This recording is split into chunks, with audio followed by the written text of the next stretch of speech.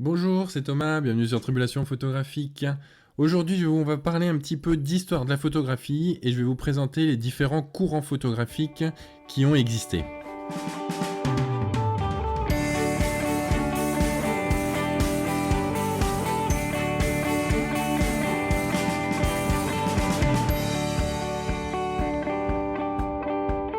Bonjour, bonjour. Et oui, comme je l'ai dit à plusieurs reprises, je pense qu'il est vraiment très important de connaître un petit peu l'histoire de la photographie, de savoir ce qu'il y a pu y avoir dans le passé, pour ensuite s'améliorer, aller plus loin dans sa propre pratique photographique.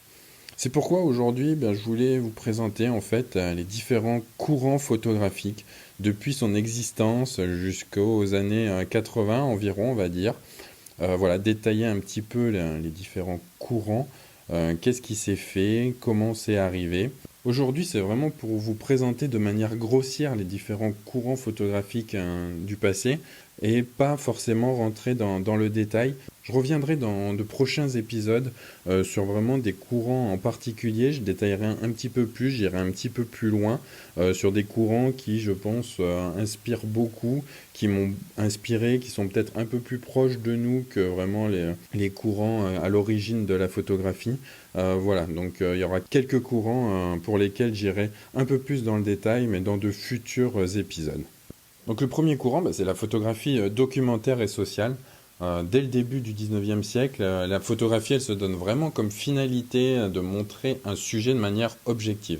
Et on retrouve des traces de ce type de photographie dès les années 1860. Elle a vraiment pris son essor quand même un petit peu plus tard, dans les années 1920, 1930. Je pense notamment avec August Sanders en Allemagne, ou Walker Evans, Doretta Lange aux États-Unis. Voilà, vraiment, August Sanders est vraiment focalisé sur le portrait social de son pays. Walker Evans vraiment sur les scènes urbaines. Et Doretta Lange, on vous connaît tous cette image de cette mère migrante avec les enfants dans ses bras, voilà, qui enregistre vraiment la misère des années 30 dans le monde rural de l'Ouest américain. Donc c'est vraiment un des premiers courants photographiques. Ensuite, on ne peut pas ne pas évoquer le pictorialisme. En fait, les premiers adeptes de la photographie comme art, ils s'efforcent par divers procédés d'imiter les techniques pictorales, d'exprimer une sensibilité au-delà du simple enregistrement du réel. Ça, c'est un courant qu'on retrouve autour des années 1880. Les sujets qui sont choisis, ils relèvent de la peinture, les cadrages et les prises de vue sont soigneusement étudiés avant la prise de vue, et en fait, on va imiter la peinture. Une importance est accordée aux effets de flou, comme aux manipulations au moment du tirage, par l'utilisation d'encre grasse, de gomme bichromatée, des virages, des impressions sur des papiers texturés. Voilà, là, ça va être vraiment quelque part l'imitation de la peinture. Ensuite, au début des années 1900, il y a le courant photo-sécession, alors qui est fortement influencé par le pictorialisme, puisqu'il se caractérise, comme je le disais, comme le pictorialisme, par des effets de flou, de frotté, et par toutes sortes d'opérations manuelles susceptibles d'estomper les contours des formes. Ce mouvement, en fait, à la base, il veut libérer la photographie de la domination de la peinture et vraiment élever la photographie à l'art photographique. Donc c'est vraiment un courant qui est aujourd'hui primordial et qui heureusement a existé pour faire aujourd'hui ce qu'est la photographie. Un des photographes de ce courant, c'est quelque part quelqu'un qui est à l'origine de ce courant, c'est Alfred Stieglitz, qui vraiment veut faire reconnaître la photographie comme un art à part entière. Alors dans ce courant, il va y avoir quand même des divisions qui vont apparaître dès 1910, car si certains continuent de manipuler leurs négatifs et leurs tirages en se référant à l'esthétique pictoriale, d'autres en fait finissent par voir dans ces interventions qui altèrent les tons et la texture des images une négation des spécificités visuelles et matérielles de la photographie. Et ce désaccord, il a amené un nouveau courant qui est la straight photographie, donc vraiment la photographie pure, qui propose un rapport au monde qui est vraiment plus direct. Donc là, avec la straight photographie, le courant, il va affirmer la spécificité de l'art photographique, réclamant une prise de vue instantanée, des techniques directes de développement et un rendu précis et fidèle. Un des photographes à l'initiative de ce courant, c'est l'américain Paul Strand, qui s'inspire de cette liberté pour s'opposer au pictorialisme et glorifier une image nette, dynamique, objective et résolument moderne, euh, en refusant totalement toute intervention sur le négatif et le tirage. En fait, dans ce courant, les œuvres, elles deviennent très graphiques, parfois abstraites, et le moindre détail dans la chaîne de l'image photographique est scrupuleusement pris en compte. Les photographes travaillent beaucoup en studio, ainsi qu'à l'extérieur, mais en lumière naturelle.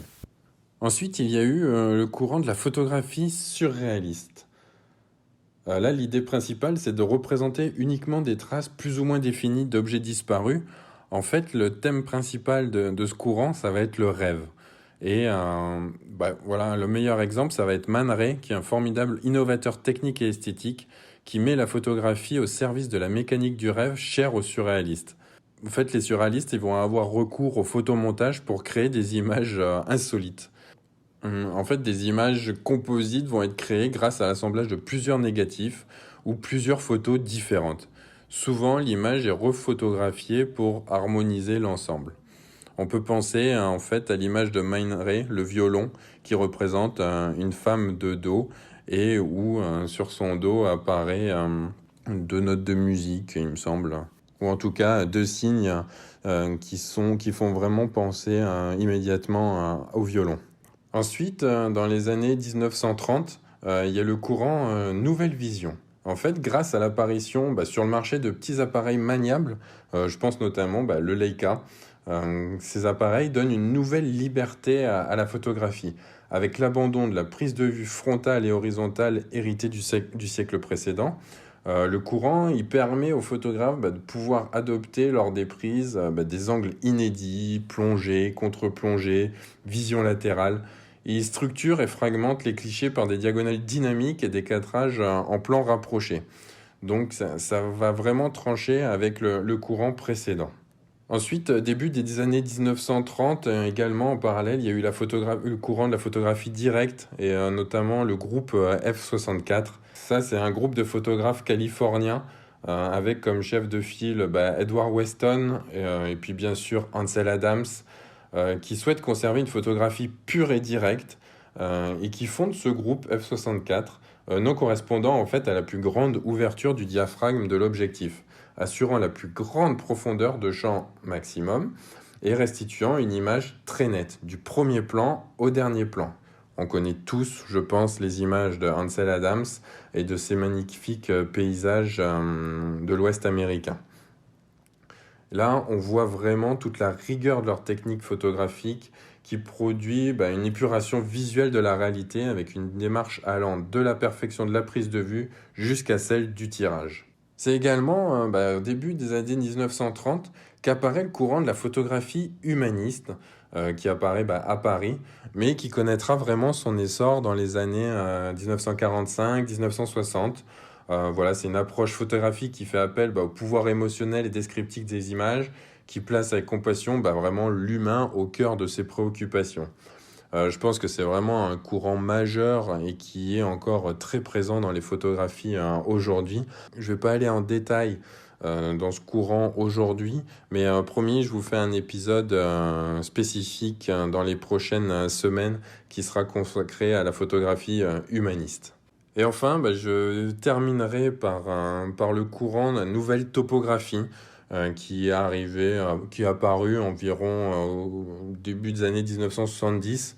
Là, on parle de photographes tels que Robert Adams ou Hilla et Bernd Becher qui décident vraiment de relever par l'image le paysage tel qu'il est. Ils mettent en place une nouvelle cartographie regroupant des données scientifiques, sociologiques, voire écologiques. Hilla et Bernd Becher, c'est vraiment l'école de Düsseldorf. Je pense que je ferai un épisode également du podcast dédié à ce courant, car c'est vraiment un courant que j'apprécie beaucoup, moi, en photographie de paysage. et qui pourra intéresser nombreux d'entre vous. Voilà, je pense avoir parcouru la plupart des courants photographiques. Euh, Essayez d'aller voir un petit peu les différents photographes que j'ai cités. Je vais mettre dans les commentaires quelques liens. N'hésitez pas à aller voir et de vous inspirer de ces travaux. Comme je disais, je vais dédier quelques épisodes à certains de ces courants. Si vous avez des idées, des envies, ou si vous souhaitez que j'approfondisse un peu plus un courant qu'un autre, surtout n'hésitez pas à m'en faire part, comme d'habitude, sur les réseaux sociaux ou dans des commentaires ou sur YouTube également. YouTube, voilà, la chaîne, elle est de plus en plus, elle grossit de plus en plus. J'ai sorti une nouvelle vidéo dans laquelle je vous présente Adobe Portfolio, le logiciel d'Adobe qui vous permet de créer un site internet vraiment très très rapidement et très facilement. Voilà, une petite vidéo, un peu tuto qui venait en complément d'un précédent épisode du podcast. Donc n'hésitez pas à aller la voir si cela vous intéresse. Et n'hésitez pas à vous abonner à la chaîne YouTube car d'autres vidéos arrivent. Et en plus, tous les podcasts sont également en ligne sur la chaîne YouTube.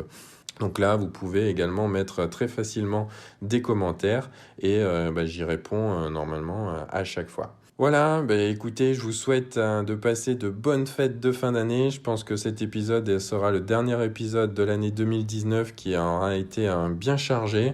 Je vous prépare un petit épisode de bilan, je pense qui sortira dans les premiers jours de janvier pour vous faire un petit peu la rétrospective de cette année 2019 et puis de vous présenter un petit peu qu'est-ce qui va arriver en 2020. Beaucoup de projets, beaucoup d'idées en tête. Que je vous souhaite de bonnes fêtes de fin d'année et je vous dis à très bientôt sur Tribulation Photographique.